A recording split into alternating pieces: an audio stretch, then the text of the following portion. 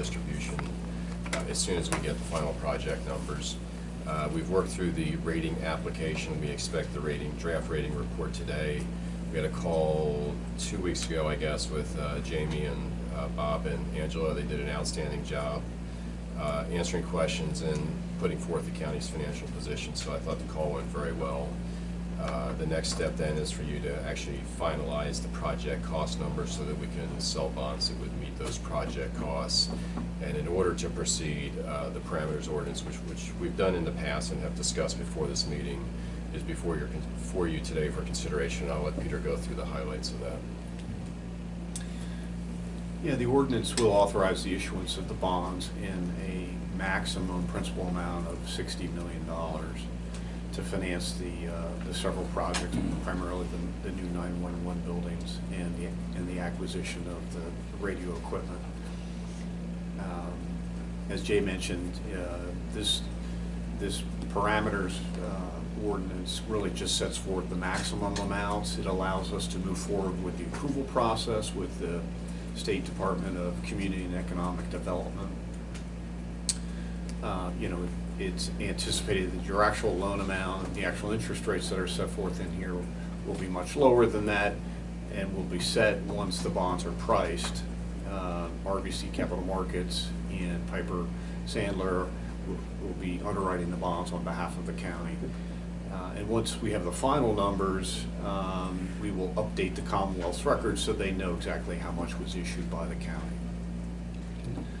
But by taking this action today, it will authorize all necessary action to move forward with the bond financing. But doesn't obligate you, so if for whatever reason you hit some bump here, this doesn't obligate you to issue bonds, it just authorizes us to move forward. And as was mentioned, the building project is primary to this. The equipment replacement of the radio system is secondary. This also includes the funds for acquisition of the Lebanon City portion of this building, which you have a sales agreement in place now for many months, anticipating settling on that sometime in the beginning of 2022. So those are the primary uses of the funds that are listed in the ordinance. Seek a motion? Could I ask a couple of questions? After we have a motion, we can do that. Well, I think I'm up to make the motion. So I will make a motion to establish the parameters for the bond issue at, although it pains me very much, $60 million. But I recognize the need that we have, so I make that motion. Okay. Is there a second? I'll second the motion in hopes that there's some clarity and some possibility for an amendment. Okay, so it's been moved and, well, I don't know. It's been moved and seconded. Let's then have discussion. Okay, great. Thank you. First of all, I was up at 3 o'clock this morning reading through the document to make sure that I knew what I was going to vote on. And I noticed on 2 different occasions that Lancaster was listed as the city as opposed to the county of Lebanon. That's number 1. I think is very important to get corrected. Well, that was already addressed. I'll own up to that. That was my mistake. I had Lancaster in my brain when I was typing, but that has been corrected. And the final version of the ordinance references the city of Lebanon. That ordinance is supposed to put you to sleep. You mean the not keep county you of awake. Lebanon? No, it references the city because the reference was building formerly occupied by the city of Lebanon. Yeah. Okay, it has page 1 and page 4. It's mentioned Lancaster 2 Yep. times. So Thank I you. just wanted to. And then the next question, I don't know, I'm not familiar with Cede and Company and the DTC, page 8 and possibly B1. Could you explain what that is, please? Sure. So once upon a time when bonds were issued, they were physical bonds. They literally traded hands, and much like a coupon out of the newspaper, you took your interest payment coupon to the bank to receive your payment. Over time, all that has become centralized, and so DTC stands for Depository Trust Company. It is essentially the clearinghouse for all municipal bonds, And all of those records are now kept electronically, so that if you're, as an investor, you don't have to worry about where your certificate actually is or where your coupons are. You don't have to worry about losing them. And so they're just held by this clearinghouse, which is DTC, for the benefit of all investors. So all of the payments that go from the county to the paying agent then get sent to DTC, Depository Trust Company, for distribution to the bondholders on all the respective payment dates. So it's just a big clearinghouse for securities. And the Cede and Company, CEDE? Yeah, so each of the bonds actually gets registered in their name. They're part of the system that Jay just described, of just, it's electronic systems of ownership and transfers and payment of principal and interest. And how does Fulton Bank figure into all this? Fulton Bank has been, and we are contemplating they would be the paying agent, which is the entity that's in charge of keeping the roster of who the bondholders are, so that the payments are made appropriately on the payment dates to the bondholders. Okay. And then I guess my final thing is that I found, to me, it was conflicting, and there may be nuances that distinguish each one, but it talked about not just the chair or vice chair signing, and it talked about or any proper officer, and then it talks about proper officers. But essentially, I guess I want to make sure this is a 35-year bond issue. This is going to live on longer than me or any of us that are at the helm now. And I want to make sure it's very clear, at least in my mind to start out, what exactly we're saying here. All three commissioners are elected independently by the constituency or voters in Lebanon County, and traditionally all three sign when there is an execution. I find it disturbing because one cannot accomplish it alone. I find it disturbing that sometimes the other two commissioners are excluded, and this is the reason why. It's a system of checks and balances, and if some of these things are presented, especially years from now, and the others don't know about it, somebody could sign off. We're talking $60 million of taxpayers' money. I think full accountability should be there, and I think all three signatures should be on all the documents whenever new additional money is taken out, to make sure it complies with the reasons the bonds were taken out and things of that nature. And I just needed to, like I say, one place I read it, it sounds like any of us can sign and everyone will be informed, and the next place it doesn't. It's confusing to me, and I'd like some clarification. Sure, I think I can address that. Okay. It's always our intent to be broad in the authorizations in the event that a designated signer is ill or unable to execute documents. So legally, we typically anticipate one commissioner signing the bonds with Jamie as chief clerk attesting. And that's how it's always been for years. That's how other counties do it as well. You certainly have the option as a board to require all three. But legally, under state law and traditionally with your prior financings, it's always just been one commissioner attested by the chief clerk. So the language you saw is intended, just like I said, we don't want to just say the chairman will sign in the event that he's on vacation or unable to sign for whatever reason. That's why we say the chair or vice chair. And again, the vice chair might not be available, so we just try to provide for all eventualities. Well, then why isn't there consistency that says, available commissioners? It just doesn't make sense to me why you would have all those conflicting statements.